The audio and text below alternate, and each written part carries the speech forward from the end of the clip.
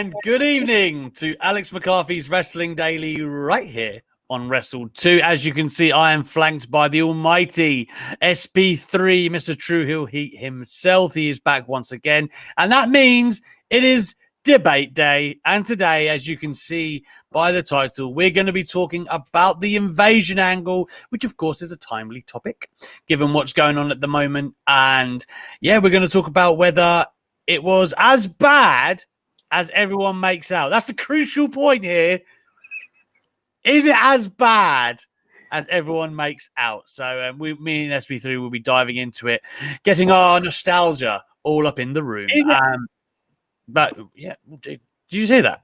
Yeah. What was that? All right. There's a run-in. Anyway, guys, thank you for joining us tonight here on Wrestling Daily. SP3 by my side once again. How are you, my man? I'm doing great, man. I'm kind of disappointed. I wore my Christmas, as you call it, a jumper. Here in America, we just call it a sweater. But I wore it because you had the great Christmas jumper the other day, and I was like, we're in a competition. This is Christmas season, so I'm coming hard with my jumpers this year. He never stops coming for me, guys, ever.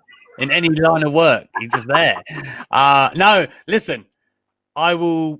You're here Friday, right? You're Yes, I am. on Friday. I will bring a fresh Christmas jumper to the table, and I've got a good one.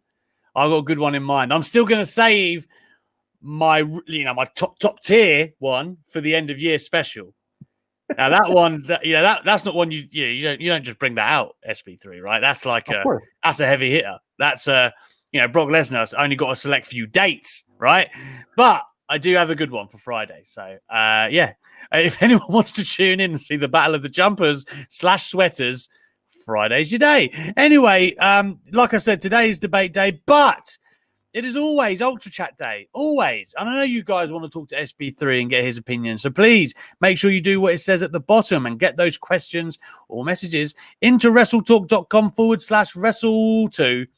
Mod Mother Lady Lou, in all of her infinite wisdom and excellent abilities, will then transfer that to us, and we will read that on screen no matter what amount you donate. And of course, we sincerely appreciate all of the support that you guys have shown us thus far and continue to do so.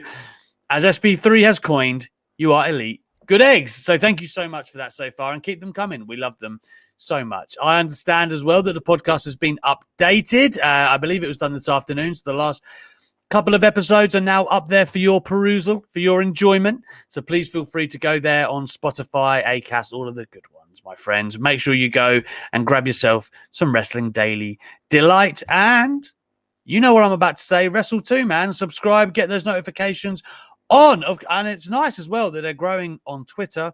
I see a lot more people are following the account there. We've got nearly 31,000 subscribers here on YouTube. So if any of you are watching this, make your way to Twitter and hit that like button. I will say, I saw that CM Chris, one of the very top tier, upper echelon good eggs, SP3. Yeah, that wasn't even high enough for me there. That's right. That's at the top of the bracket. He has created a Twitter account. He didn't have one, which is astounding for a wrestling fan. But you've opened yourself up to a whole new world, CM Chris. But he did, and him and Carol have followed each other. Carol One's another amazing egg. So guys, keep it going. I like this follow train. I like this little community we have built here on Wrestling Daily. Let me tell you something I don't like. Bill Goldberg. He's on the bump today with Roman Reigns' name in his mouth. I don't like it, SB3. Talk to the people. Why is it that as soon as I heard this, I was like, oh man, Alex is going to be triggered. So angry. Bill Goldberg was on the bump today. They were talking about the streak ending Untold documentary that's going to be on WWE Network. And he addressed the tribal chief. I mean, our tribal chief, your tribal chief, everyone's tribal chief, even him. He's not at the head of the table. He's on the sidebar. But his tribal chief, Roman Reigns, saying that he backed out of WrestleMania. He stole his move. This was the big one for me, that he's performing at a subpar level. Bill Goldberg saying someone is performing. Goldberg! The audacity of this man to say Roman Reigns is performing at a subpar level. And he says that who is next? Roman is next. So, and they did bring up WrestleMania in title. So it validated our good friend Louis Dangore's exclusive from yesterday about Bill Goldberg being in the conversation to verse Roman Reigns at WrestleMania 37. Yeah, and I believe that. I mean, there had been a report as well after his SmackDown appearance. I want to say it was Inside the Ropes who had said as well that Goldberg was being prepped for that spot in case of The Rock. That seems to be the key line in every report, is like, in case The Rock doesn't. But now, is this them firming up Goldberg? It might be that Goldberg is on the road to WrestleMania. You know, it might be at the Saudi Arabia show, which we presume might be able to happen in, what do they have one in, like March, February, right? It might happen. Yeah. It might happen now with vaccines and things flying around. Certainly is in the UK. And I know America have ordered a big batch. So who knows? The world actually might get some semblance of normality. But yeah, I mean, that's what Roman Reigns has got to do. He's got to get back in the he's got to get back in the gym with Goldberg. Let Goldberg show him some chain wrestling techniques. Get his basics down.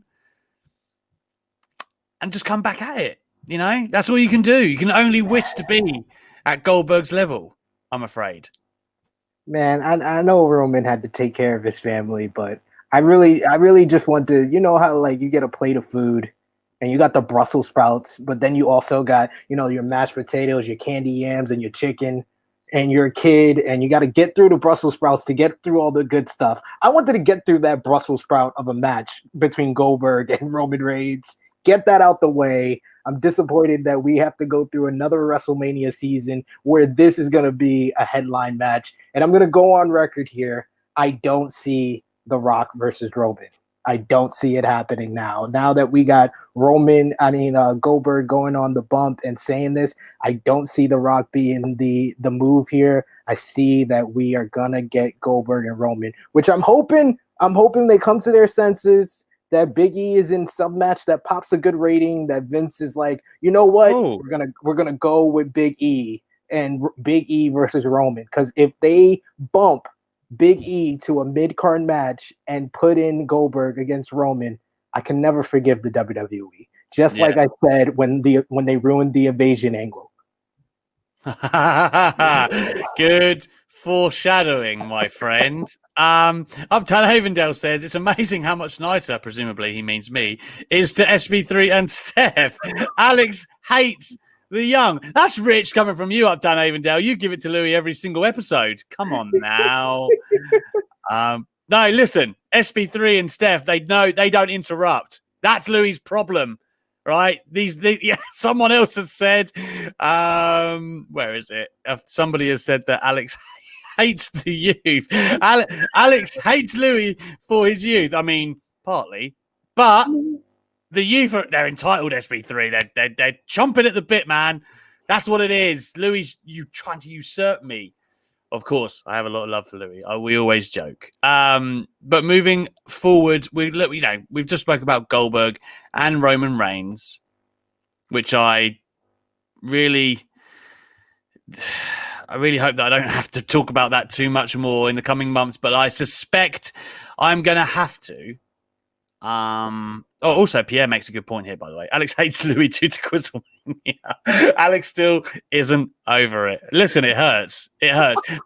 But I don't blame Louis as much as I blame Andy Datson's cheating ways. And I don't care what anyone says. There's no way he plucked the smoking guns out of thin air. I refuse to believe it. Anyway, moving back to the news. Let's talk about last night. We have to talk about last night. Of course, it was the crossover of Impact and AEW. And when I say crossover, I mean that in the mildest term. There was 2 segments, but still, it was a massive night for Impact. They had record numbers on Twitch.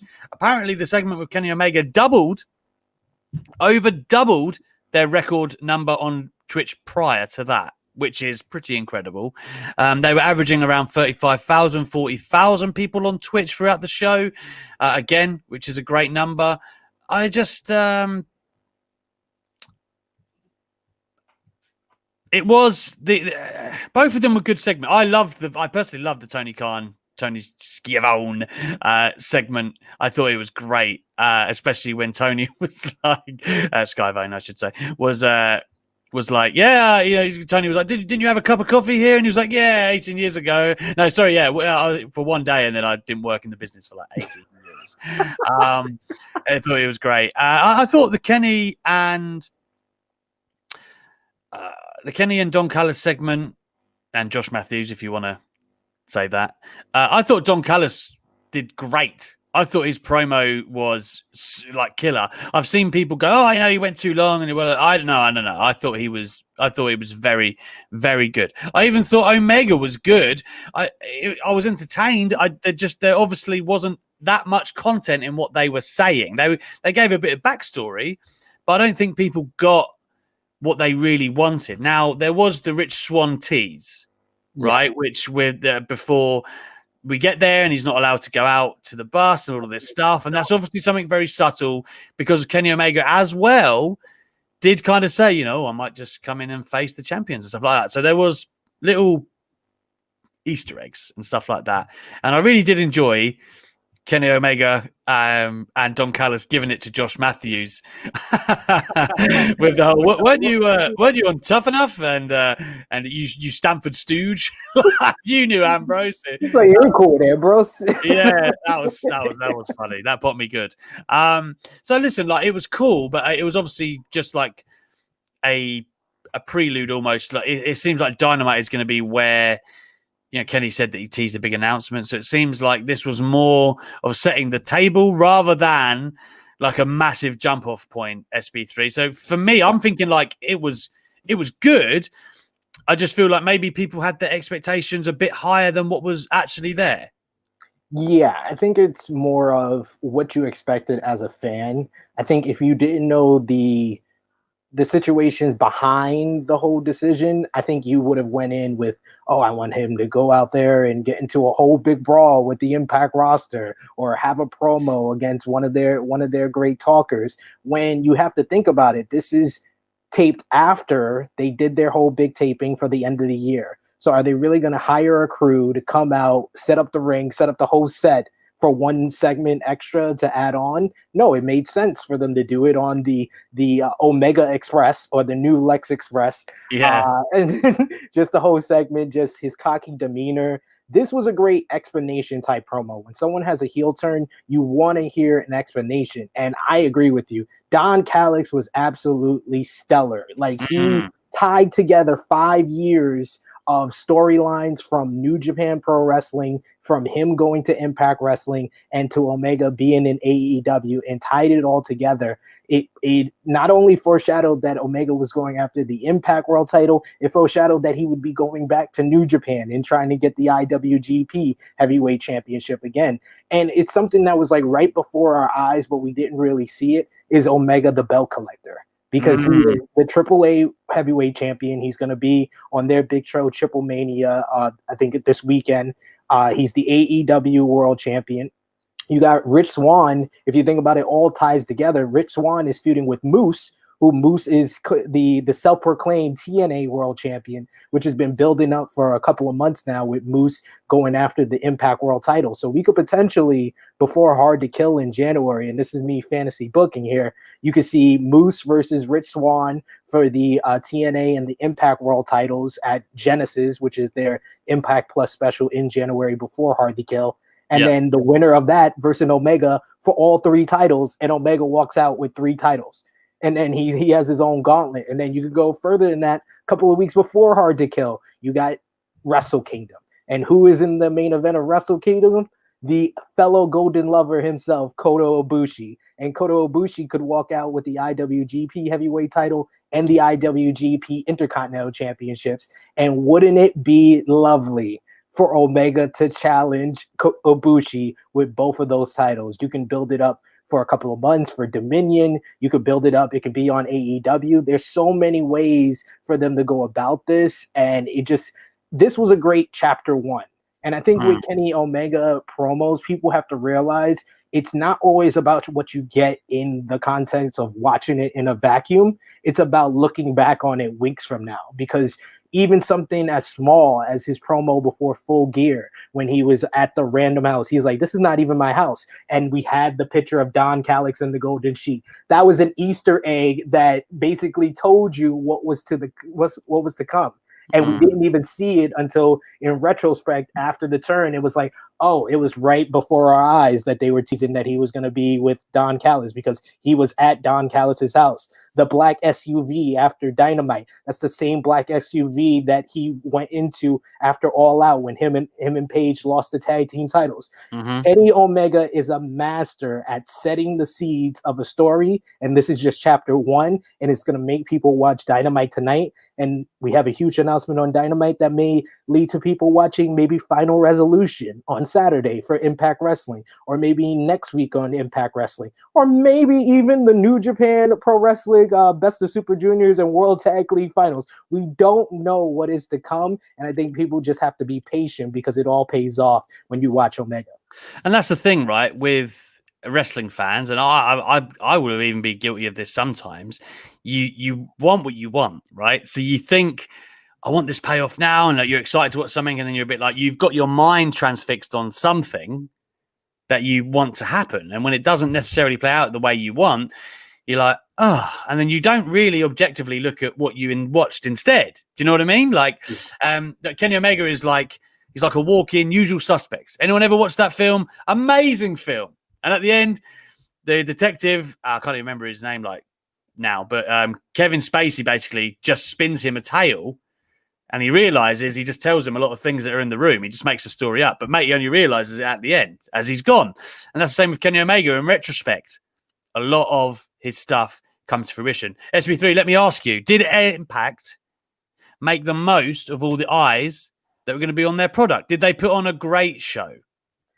I thought it was a really good show. It was one of their, I'm a person that watches Impact from week to week, but I went into this looking at it as more of a casual fan than someone that watches it from week to week. And I think they did a good job of putting on display their great performers. I think the main event choice was excellent. It's not every day. And we were talking about this with, WWE and, diversity and having, different people, and me as a black wrestling fan, to see four African Americans in the main event, that's like, wow, I don't really see this every day. All of them are in the world title picture. This is something that gets me interested into Impact Wrestling.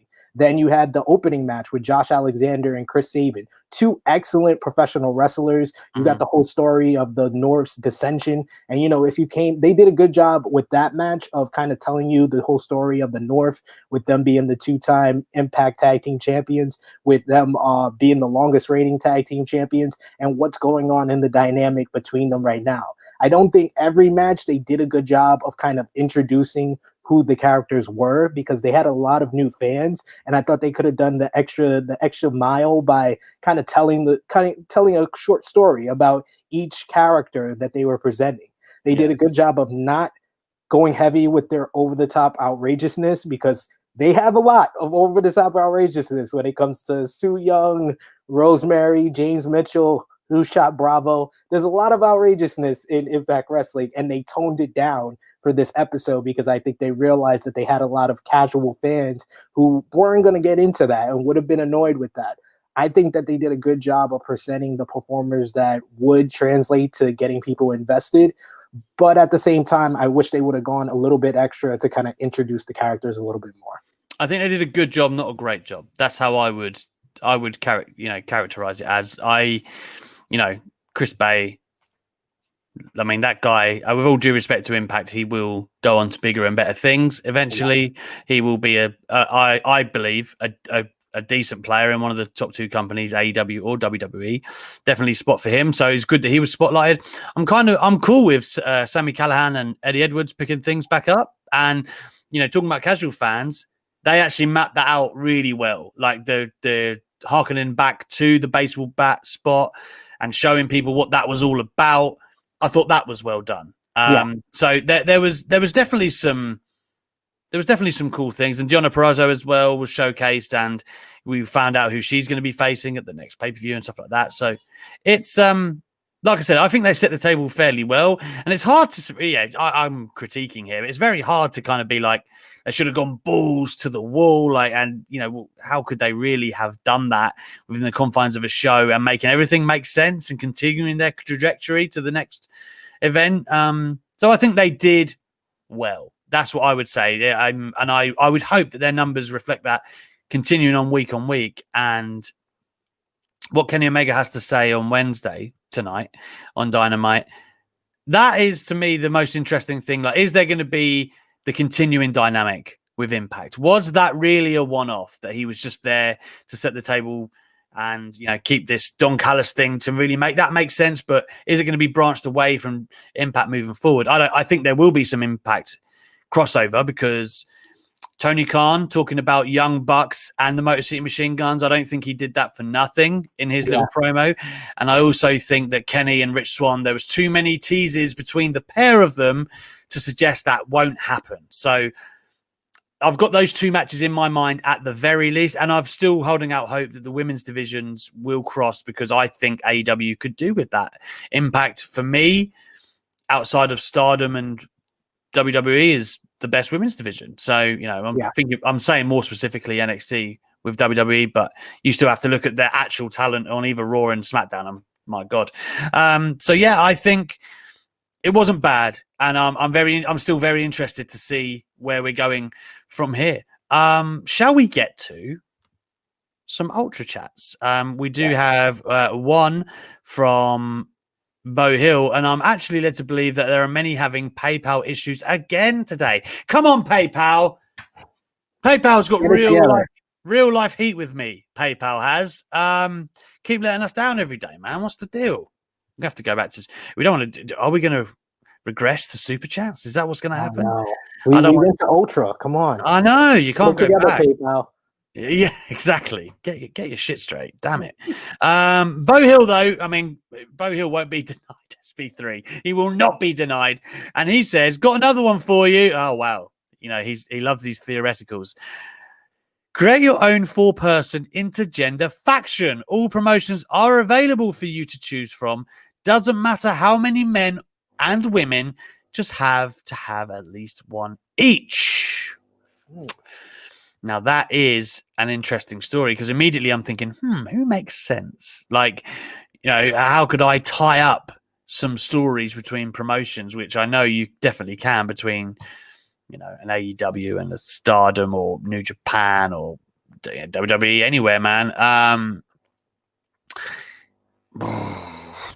I think something it hit me. It just hit me like an epiphany, and it makes sense. Okay. Kenny Omega, Kota Ibushi, Bailey, and Sasha Banks, the Golden Role Lovers. That's it. You've done it. I can't even beat that. That's it. That is it. Yeah, that would be amazing, man. Like I said, it ticks all the boxes. The talent, the story, it's all there. Yeah, man, Jesus. The thing that was coming to my mind was like, and I remember, this is very hit and miss. So when I spoke to Samoa Joe about like having kind of the same ethnicities in one group, he was like, why? But then I spoke to Jey Uso, and he's like, yeah, that's cool. So you don't necessarily know, but I was thinking like there'd be like a Japanese stable of just like amazing workers, where you could have like Oscar Io Shirai, and then I don't know, Okada and you know, Ibushi or Tanahashi, or I don't know, Naito. I don't know, but there's so many like that you could get and just dominate. They would dominate. You could go Asuka, Kairi Sane, Okada, and Nakamura. Yeah. Kabuki Chaos. You could do that. Yeah, I mean, I was trying to think of a British stable for a second, but man, like, it's tough. It is tough, because like Finn Balor doesn't count because of stuff. Yeah. So Drew, mate, obviously Paige is retired. Once upon a time, we do have loads of like a European stable could be fire as well over here. But yeah, I can't beat the Golden Stable. I can't. Even though I like Kabuki Chaos, I think the Golden Stable wins that one. We got to ask the chat. What's the better one, Kabuki Chaos or Golden Roll Lovers? From what I've seen, the first one has been the winner. Everyone has gone on that, and rightly so.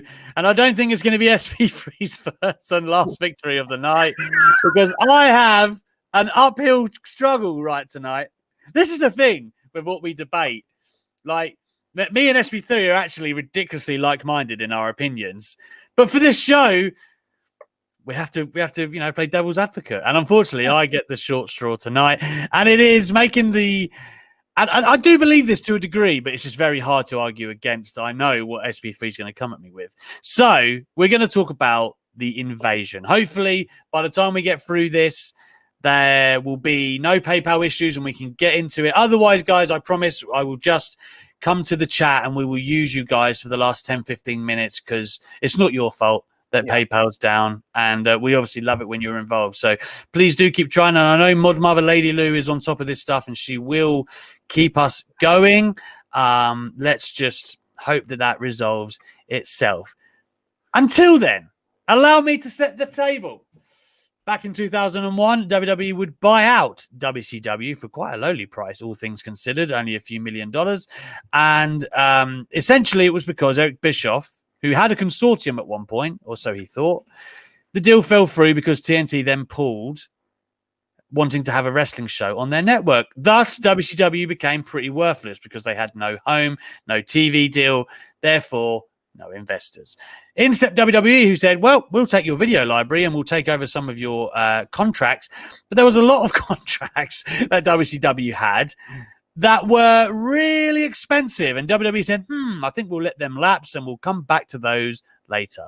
And you can understand why they did that, because WCW were paying a lot of money at that time, especially to guys like Nash, Goldberg, Hogan. They were on insane cash. So WWE, in the end, they picked up some talent. They picked up Booker T, of course, as like he was the champion at the time. You have to assume WWE wanted that to be the case when they looked at who they were taking over. In the invasion angle, we did get DDP, who eventually became the Undertaker's stalker, which I maintain the reveal was amazing. Just the storyline was trash. Again, I'm already countering my own points. So yeah, I mean, eventually WCW would come up. They got stuff like Stacy Keibler and Tori Wilson were kind of nice pickups at the time for what they were. The Hurricane Helms came in. There was like lots of kind of what you would go on to say were nice pickups. Lance Storm, is another one that comes to mind. But in terms of star value, WWE didn't really get much. And as a result, ECW, of course, went under as well. Not long before that, and WCW picked up that. I mean, WWE. WWE had been,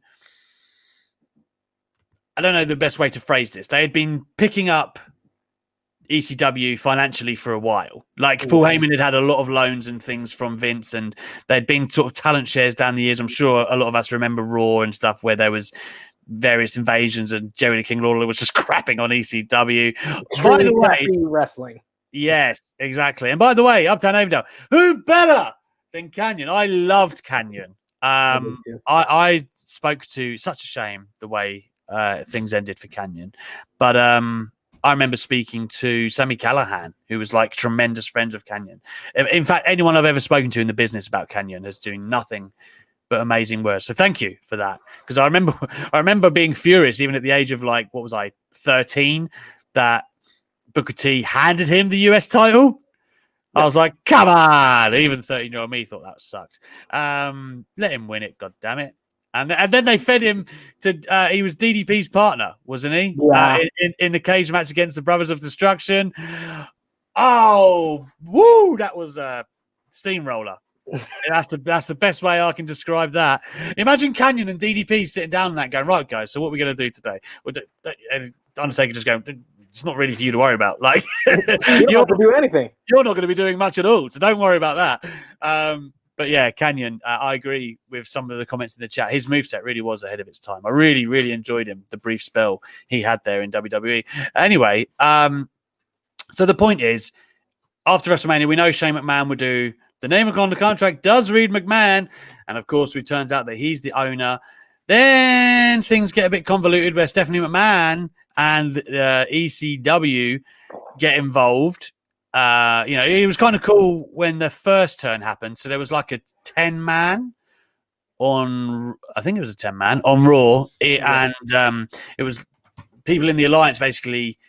It was they were going to team up to take out WCW.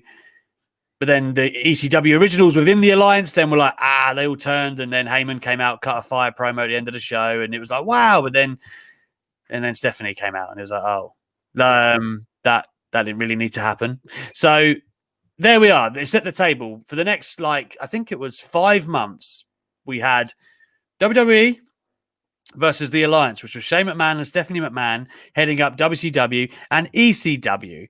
ECW, for what it was worth, had Rob Van Dam. That was like the best part of it. There was no Sabu or anything like that, but they had the WCW. They had already WWE had a lot of the ECW talent anyway, with like Dudley Boys, Taz, etc. Although Taz was treated like crap in this angle, but man, I'm getting myself angry, and I'm not even on your team. Anyway, the point is they came together, and what I will say, as my opening gambit, it was arguably the most exciting 5 months of TV that you can remember between Raw and SmackDown, because every single show had title matches. Now you can say all you like about, hot potato in the title and whatnot. And I know there are so many people that are sticklers for that. I really didn't care about it at that age back then watching it. I thought it was exciting as hell. Like every single show, you never knew what was going to happen, because now in these days, you and I know SP3, when you're watching someone's title reign, as we've alluded to with TLC, I don't see the top two champions losing, right? In this time, we had Jericho get his first reign and then Rock win it back on a SmackDown. Say what you want about the decision, but still, it was an exciting thing that happened. Kurt Angle winning the US title. There was a lot of cool moments like that. And then speaking of cool moments, how about the hardcore title changing hands? Mike Awesome in Madison Square Garden. There is a lot of cool things that WWE did get right in terms of the excitement and building it. Ultimately, the argument will be the talent wasn't there, right? They should have waited 12 months. And I'm going to switch to SP3 at this point, because I don't want to say the argument for him. But my opening argument, I should say, is that the TV, if you take away that aspect, was good value. That actually was entertaining stuff at that time, considering the deck that they had.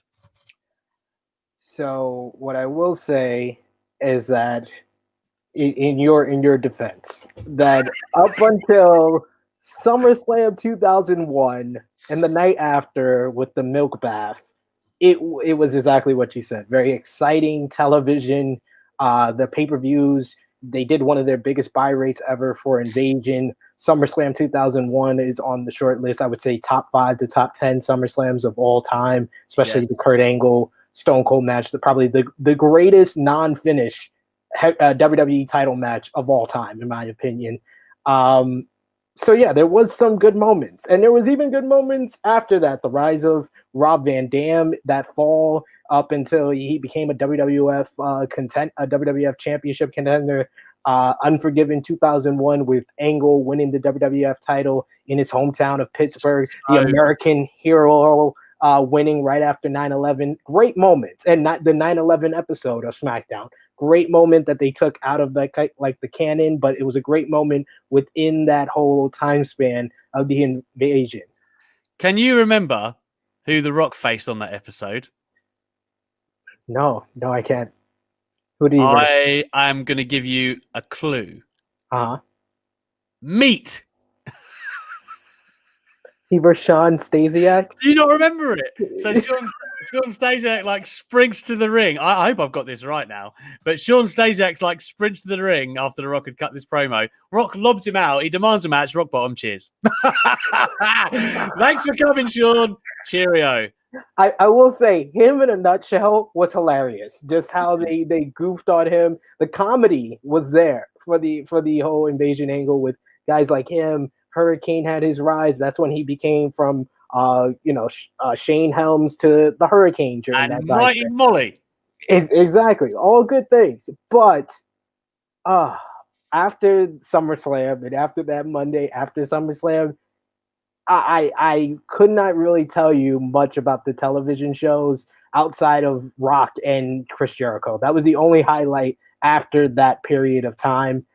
Just I feel like it was just them really overthinking this whole angle. Like they didn't need to put WCW and ECW together. I'm not even going to use the talent argument, but just you saw the reaction when ECW turned on not only the WWF, but there was members within WCW that were a part of ECW. Mike Awesome, Lance Storm, they were hot for that. And they literally ruined it 30 minutes later by combining the two. And Stephanie McMahon, this goes back to my McMahon's on TV argument. Yeah, it does. Stephanie McMahon, as the ECW owner, ruined the whole storyline for me.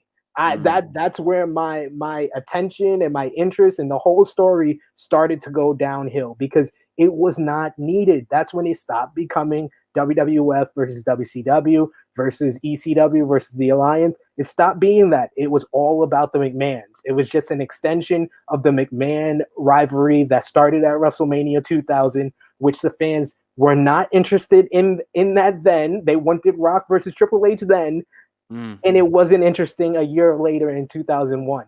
They had so many good things within it. Go ahead. They were into Vince and Shane at Mania. Yeah. I'm just talking about when it came to that a year and a half later, I'll say when Stephanie became a part of the whole ECW angle. The Vince and Shane part should have ended at WrestleMania. Just make Shane McMahon the owner of WCW. If you didn't want to pay that much money for the contracts, you winded up working with Eric Bischoff a year later. Why didn't you hire Eric Bischoff then to have Shane bring in someone that tried to take down his father and have him run WCW? They could have gone against both WWF and Paul Heyman running ECW. You could have had a three-way storyline that would have went past Survivor Series 2001 that would have took you all the way to WrestleMania. You didn't even have to put the WCW and ECW together then 30 minutes after you brought back ECW. You could have made that a story for a period of time where it was all three going up against each other. And then eventually WCW and ECW decided, hey, let's work together to take down WWF. There was just so much overthinking and hotshot booking that it just made me lose interest on a week-to-week basis. Stone Cold Steve Austin turning was a hot moment, and it was a surprise. It was a twist. Yeah, it didn't make too much sense because you just saw how popular he was on the Monday before Invasion, but they could have made it make sense. I was so upset that he didn't even really emphasize that he was a part of WCW and ECW. Like he could have really emphasized that WCW is where my career started, but ECW is where I found the Stone Cold that when I came to the WWF that you tried to hide, that you tried to make something else. You tried to make me the ringmaster when I was already Stone Cold. All he said was, "Oh, I want to be on the winning team." That was it. Yep. It's just it was just ridiculous. Just their hotshot booking. The Rock coming back was a great moment too. Great moment. Him deciding between the Alliance and WWF, but that was just more Rock versus McMahon's. It stopped being WWF versus the Alliance after a while. That's why one of the most interesting storylines was between two WWF guys, between Chris Jericho and The Rock. And they could have gotten more out of that by Chris Jericho turning on the WWF, because Chris Jericho also came from WCW and and ECW. So there was so much they could have done. They did kind of tease the Jericho turn though a lot, and they did kind of make, Jericho did acknowledge to Vince when Vince confronted him that because he used to work there and stuff like that. So I get they could have done more, don't get me wrong, but I will, just more to your point, enhancing your point. What was the second most interesting feud around, or maybe it was the first, in addition to Rock and Jericho? Angle and Austin. So they didn't actually have a killer player And and they did with DDP, and they decided to make him the Stalker. That was, like when I think back to this period of time, and there are some incredible moments. Okay, like the Kurt Angle milk thing is in there. Throwing Austin, or Austin thinks he's going off the bridge, but he's going into a swimming pool. Again, these are really good episodes of television. The Rock returning, Steve Austin, the old Stone Cold, laying out about 1 million stunners. By the way, he looks tremendously gassed about halfway through that. Like, you know what I mean? After about the 6th stunner, he's getting up and he's like, and Taz and RVD are standing there like, come on, you're meant to be stunning us right now. But yeah, I mean, there were a load of great moments like that. And I do think the steady growth of Austin's character in that period, to the point that you're talking about, just after Unforgiven, whenever he wins the title back, was really good, where Vince is trying to get him to come out of his shell because he's turned from a heel to kind of a joke where he wants to hug and do the guitar, which again was really entertaining TV, which is kind of the crux of my argument. And then he snaps the old Stone Cold, but then just when you think you got him back, you haven't. Just like when The Rock turned in 98, the people were like, we have the people's champ, finally we're behind him. No, you're not, because he's the corporate champ. And it was like that same kind of amazing switching. To me, you're talking about being taken out of it with all of the stuff that Stephanie and whatnot. And retrospectively, as I sit here and I have watched it since, same. Yeah. At the time, I didn't really know that much about ECW other than it existed, or WCW. I'd watched a bit. So child me didn't have a problem with anything that was going on. I was finding it very exciting. I was like, man, what the hell is all of this? Like, and I knew that Paul Heyman was from ECW, but other than that, I hadn't watched the Heatwave yet or anything like that. Like, I was just like, okay. So in 2001, again, I'm 13. I'm not reading any internet stuff or anything like that. To me, that period of time was exciting. When I look back, I can pick a ton of holes in the stories now. I think my problem was I had the same problem that I have now. I watched too much wrestling even at 13 years old. I was a big ECW fan. I live in New York, so it came on syndication on Saturdays at 1 a.m. on Madison Square Garden Network. And I stood up every single Saturday. My mom would come and be like, why are you still up? I was like, I got to watch wrestling. She's like, wrestling's on at this time? And Rob Van Dam coming out to Pantera Walk. This is where I fell in love with rock music and stuff that I wasn't really interested in. ECW came from it. When Paul Heyman came over to WWF, I was so excited because Paul E. in some of those promos, especially towards the end of ECW, when he was legitimately pissed with TNN, those were great. And that's why I loved him on commentary. And that's why when he did that turn and was the head of ECW, I was like, yes, put Paul Lee in charge. Yes, make this interesting. Make this really an invasion. Make this what we should have gotten in 1997. I wanted more of that because that was when I first got into ECW. When I saw them on that Monday Night Raw in February of 1997, I went out of my way to order Barely Legal in March of 1997. And that's the genesis of me becoming an ECW fan. So 4 years later, I wanted so much more for ECW. I knew Rob Van Dam would be a star. Even Tommy Dreamer coming in, he was the heart of ECW. I was like, Tommy Dreamer coming through the crowd with Rob Van Dam, that was a great moment. And then all those guys turning, the Dudley Boys, I was like, you guys know the Dudley Boys can have great matches with Edgy Christian and the Hardys, but you don't know the Dudley Boys are some of the best promo in the business, especially Bully Ray, Bubba Ray. He can cut a promo and get people heated and make ECW the top heel faction.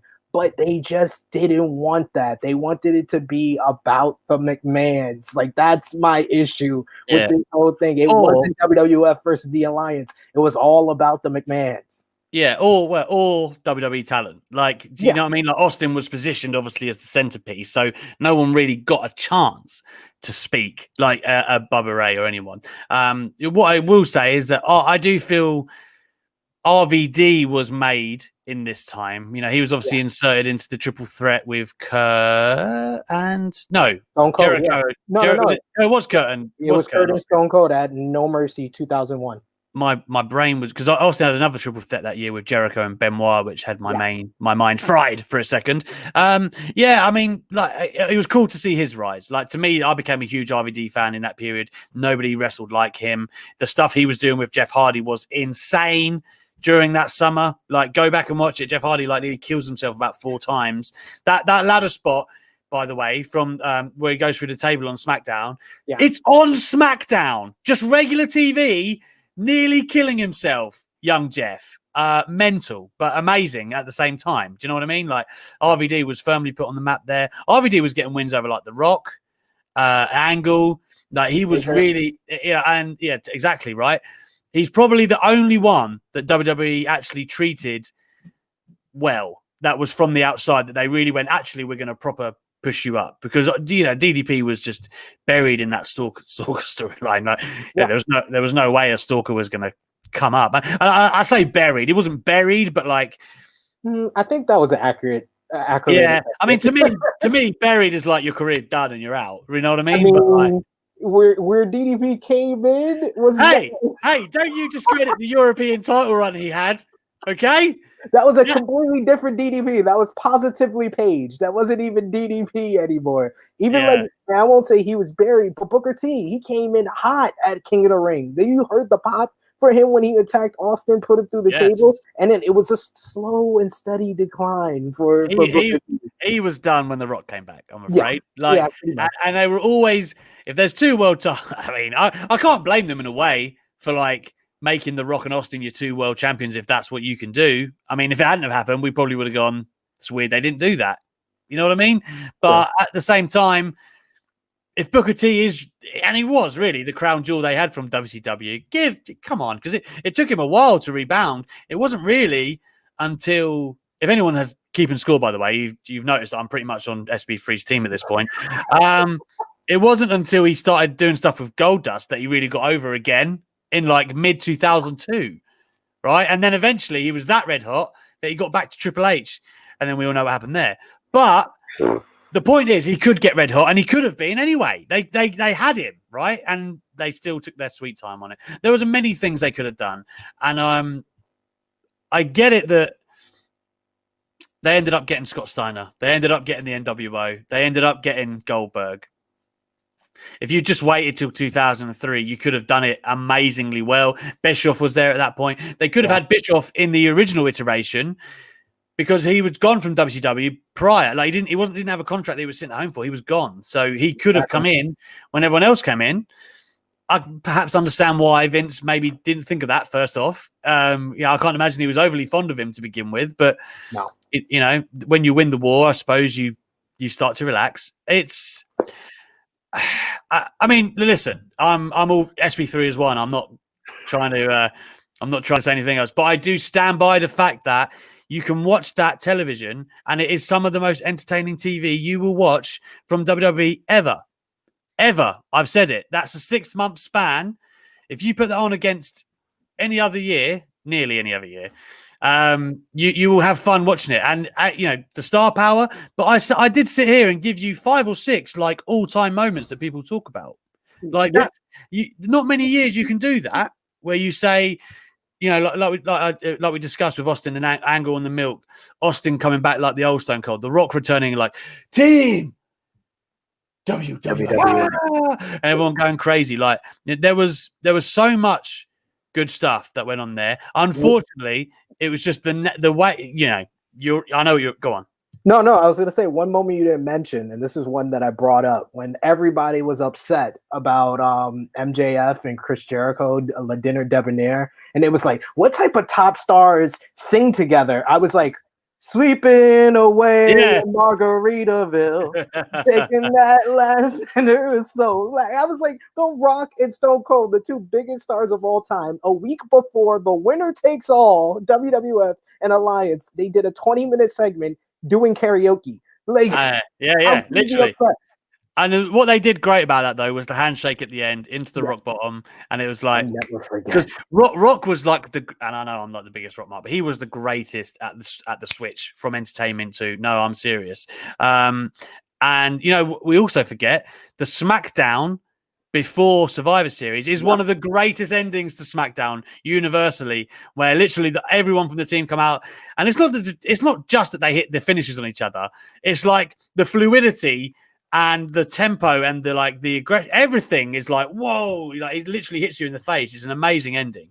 But the video packages, the video package for the winner takes all, the video package for the inaugural brawl at Invasion, they're definitely in like the top 5, top 10 video package and vignettes that WWE ever produced. Yeah, that's what I mean. Like I think they butchered the storyline. They did, but there was still a lot of good stuff within that. Uptown Avondale was probably actually McCoskey. Can we get SP3 doing karaoke for 15 minutes straight? I mean, listen, if you pay your money, anything can happen.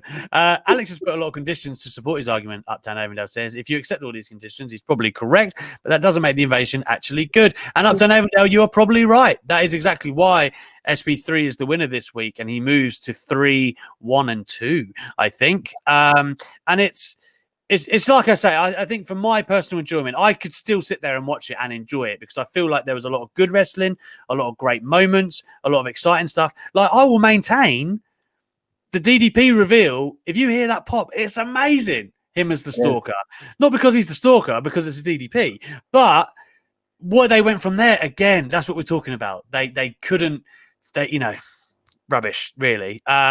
They've dropped the ball too many times like that, and that's unfortunate. But there we go. I mean, we've gone for I think nearly half an hour, 25 minutes on the invasion, and I think SP3 can concede that it was better than people say, because I think a lot of people kill it because it didn't have what it could have had. If you look at it for what it actually was a very entertaining period of time in wrestling.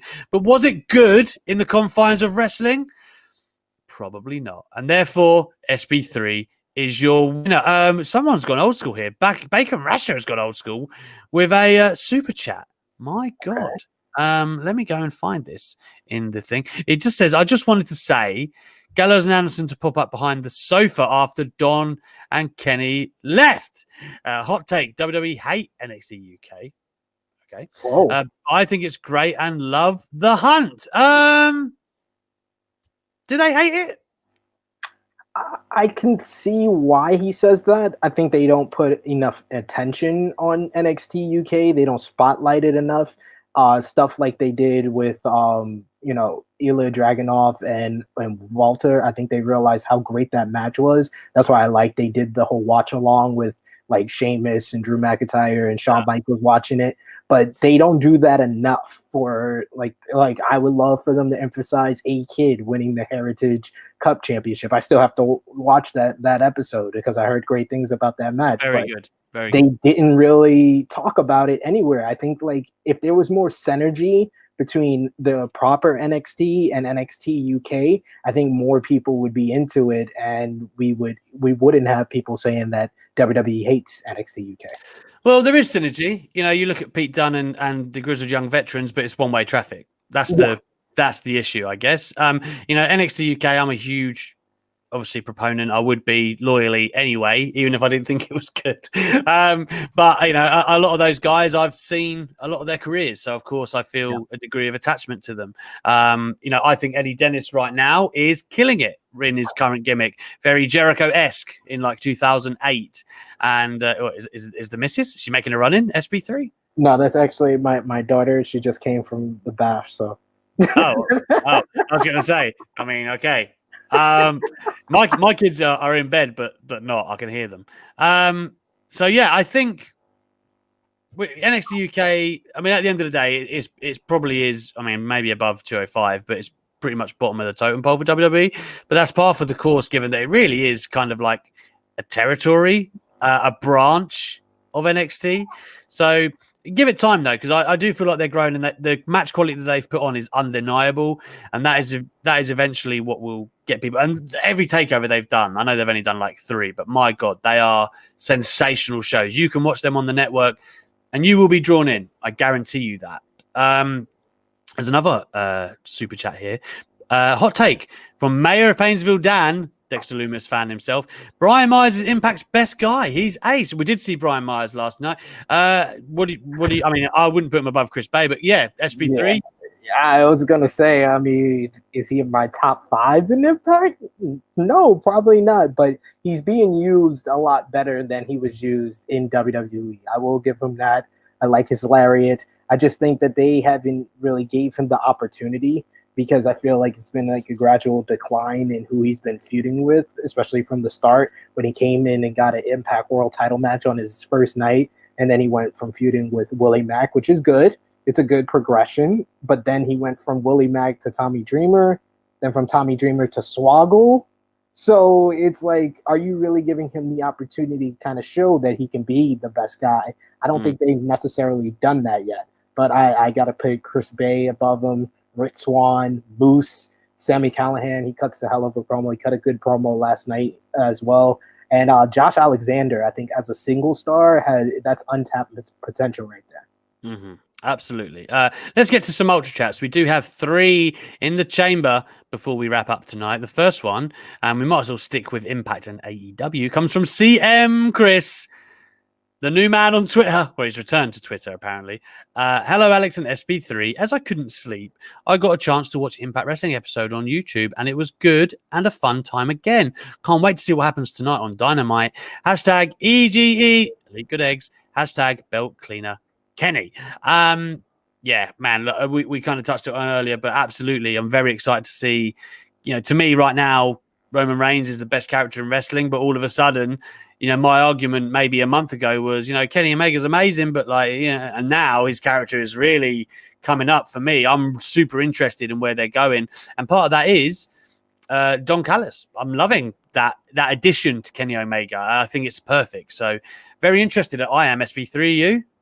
Yeah, I mean, I've always been interested in Kenny Omega. I think that was like our first debate. Really?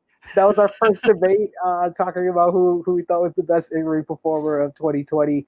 I think it's still Omega, and he's done nothing to kind of take me away from that argument. But I didn't have him in the conversation for Wrestler of the Year. But this last few weeks, he's kind of put himself in position. I mean, winning the AEW World Title, it sets him up for a bigger 2021. And his character, just that first promo, that was the cocky, the cleaner that I fell in love with in New Japan. So to get a little bit of that, to get the goodbye, good night, he has a lot of things that make him a draw, make him a main event player, and can make him the most interesting character in professional wrestling next year. Listen, Chris Petru has had a hell of a topic there. Who's the best mouthpiece in 2020? Don Callis or Paul Heyman? My lord. We will revisit that. Speaking of Chris Petru, he's coming with an Ultra Chat, but it is via Matthew McCoskey. So Matthew says, I know both matches are different, storyline versus Spot Fest, but Cole versus Gargano from TakeOver New York 2019 was better than Cody versus Dustin at Double or Nothing. And I know why Matthew says this, because obviously Dustin Rhodes made a quip to Britt Baker. I believe was it on Dark, or was it on Dark? It was on Dark, on the waiting room segment. Right. So he made a quip that he'd won Match of the Year last year, and Adam Cole had not. I don't think there's a wrong answer here. Like, I understand that both matches are amazing. For me personally, and I'm talking what I look for in wrestling and that emotion, I can't look past Cody and Dustin. I felt it was my best match then. I have vehemently defended it on this show in the face of Louis' ignorance towards the greatness of that match. And I stand by it. I still think it's an all-time classic match. You have to look at what was on the line, right? Cody and Dustin had been told nobody would pay to see that match. They were told it wasn't due the stage of WWE. And they went away to a brand new promotion. And not only did they show that it was, they made it one of the legendary matches of all time. And the post-show stuff just really probably took it up the extra notch. Cole Gargano in ring is just insane, right? Like amazing match. But I felt Cody and Dustin more. I can understand where you're coming from, and I'm not like Louis. I think Cody and Dustin is a 5-star match, just the storytelling that it had. But I think this is an interesting debate for us, because you were live for Cody versus Dustin.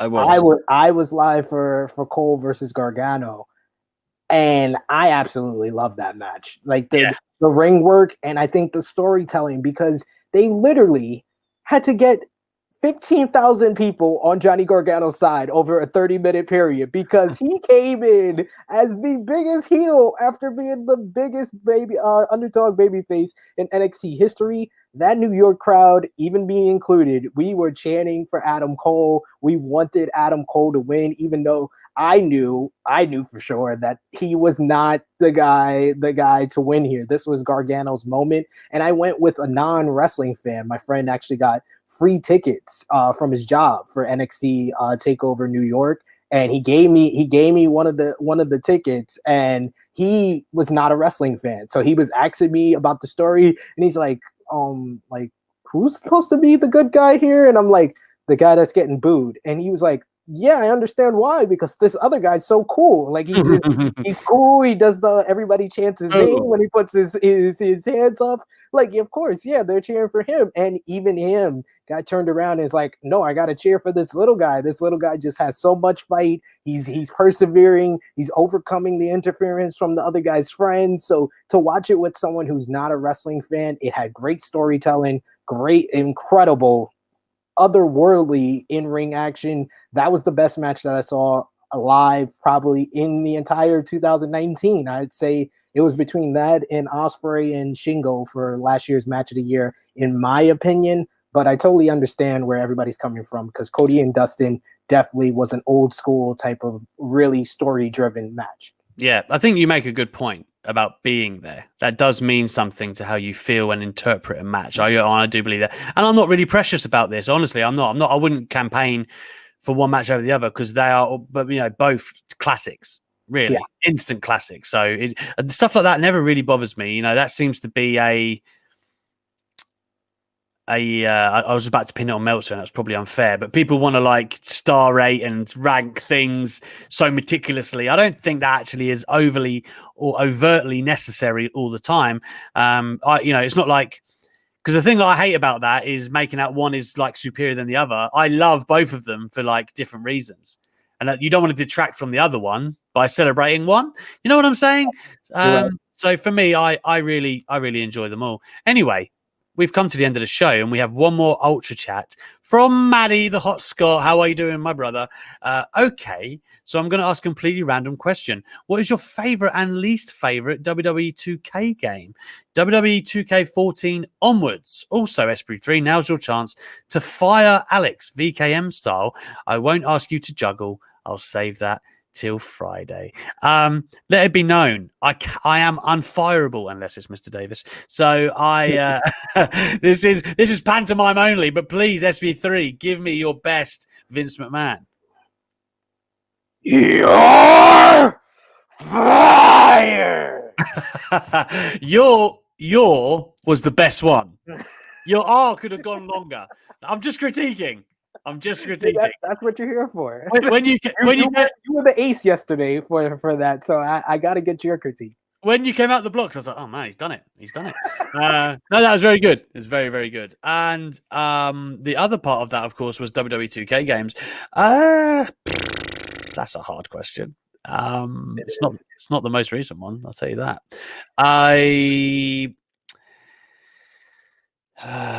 So I quite like the career mode. That's basically why I play it. I liked the one where you start on the indies and kind of work your way, and then you infiltrate WWE. I can't remember which one that is. I want to say 2K18. Because before 19, wasn't it? Might have been 19, because there's a couple years before that where they just had the same formula of you went to NXT. I think it was 2 in a row they did that, and then you went on to another one. So I'm gonna say 19, I guess. I've actually done a lot of work with 2K. It's because of 2K. I was lucky enough to go to a couple of events in America because they set up interviews and stuff. So a lot of love for them, but I just can't defend their most recent one. Simple as that, really. SB3, have you got a favorite? I think the one I probably played the most was 2K14 and 2K19. So either one of those, I'm going to lean towards 2K19 because I played 2K14 and then I didn't get 2K15 because I was like a lot of the modes that I liked in like WWE 13 wasn't there. But I believe 2K14 was the one that had the road to WrestleMania with all the WrestleMania matches. And I absolutely loved that mode, especially the final match with Rock and John Cena, where you had to do 101 finishers like they did, and the Rock was pretty much undefeatable in trying to get that last attitude adjustment on him. So that was a lot of fun, that one. All right, guys, thank you so much once again. Thank you for persevering with us while PayPal continues to try and screw us over. Goddamn blithering idiots. But thank you so much for doing that and being active. I really love the community that we have cultivated here on Wrestling Daily. I appreciate all of you in the comments, whether it be Uptown Avondale, Romba B, Matty of Mod Mother, Jenna, of course, is amazing all the time. CM Chris, Bacon Rasher. There are so many of you. Elizabeth Stallion, nonetheless, and Carol Wands. Adam Pearson as well has been making his presence felt lately. Yep. Pierre, like there are a lot of guys that I look at the names there and I think, yeah, they're regulars, and I appreciate every single one of you. Apologies if I've left anyone off. I can't leave off Dex Express himself, Mayor of Painesville, Dan, either. So thank you so much, guys. I really do appreciate all of that. I will be back tomorrow with Steph Chase, who will be waxing lyrical about the Wednesday nights, and I think she'll love whatever happens tonight because that's the kind of girl she is. And also, SP3's back on Friday. There's no Louis. SP3 is in his place because Louis is doing his dissertation. So everyone here at Wrestling Daily, and I'm sure you guys, make sure you wish Louis luck. We all do. Yes. Getting his stuff done. It's pretty incredible. He's able to straddle this life with his studies, certainly during a pandemic. It really, really is. So all credit to Luigi. Let's hope he gets the job done. I'm sure that he will. Until then, I will see you guys tomorrow, and SB3 will see you on Friday.